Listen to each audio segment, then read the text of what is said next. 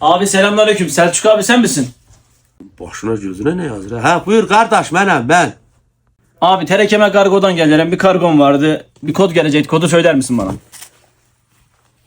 Ha siz hardasınız erkenden buraya arıyorum. Ne telefona bakmışsınız ulan? Çalır cevap vermirsiniz ya. Abi sen saat kaçta aradın bizi?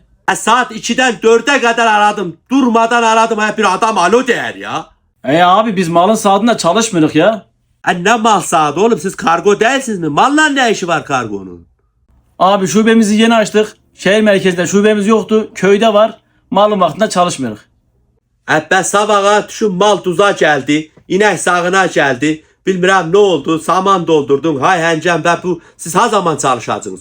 Kodu yaz cehennem o cede. Kodu yaz hardan sizden çalışırıq ya. Abi kodu söyle. Malın vakti gelip. İneğin kurucu düşüp inek doğacak. Ben gideyim tezdir kodu söyle. Elə bir kod geldi ki ben o kodu hiç unutmam da. 1919 yaz. Tamam abi 1919 mu? Ben bir gireyim abi. Tamam abi. Kolay gelsin. Hayırlı işler.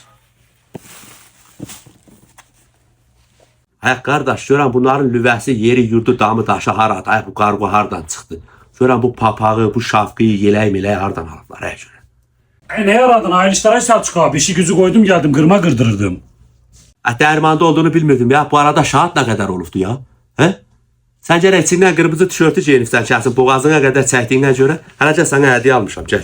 Abi şahat var ya yarıya yarı oldu neredeyse. Senin arkadaşların üstüme gülür diye fermuarı çektim. Gene kırmızı tişört var. Ne oldu? Ay gəbən baş. Sana İrandan özel hədiyyə gətirmişəm, hədiyyə. O kırmızı tişört də canına organ oldu ya. Bir onu çıxart ya. Vallahi hələ buraya yanıma gel. Abi Allah razı olsun da canını yer. Al. Get. Hediyene bak gene itin uladı da. İtin uluyor da Kur'an'ım Allah'ım. Abi kuşunuz öttü da. Bak. Get gel hele get gel. Abi sana var ya Allah. Cavan baş. Xeyrə keçmez ama cavan baş. Giymedin mi gel da. Giyindim aya bir dur üstümü düzeldim. Ne bağırırsan?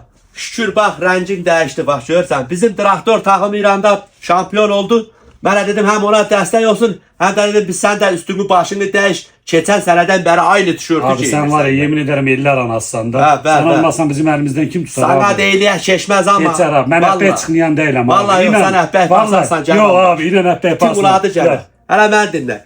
İndi cırcırını al, atını sür direkt kalemle oraya. Haydi Cavan baş. Allah seni var etsin abi. Haydi tamam git bitsin üstünü başını temiz giy ya. Haydi Cavan baş.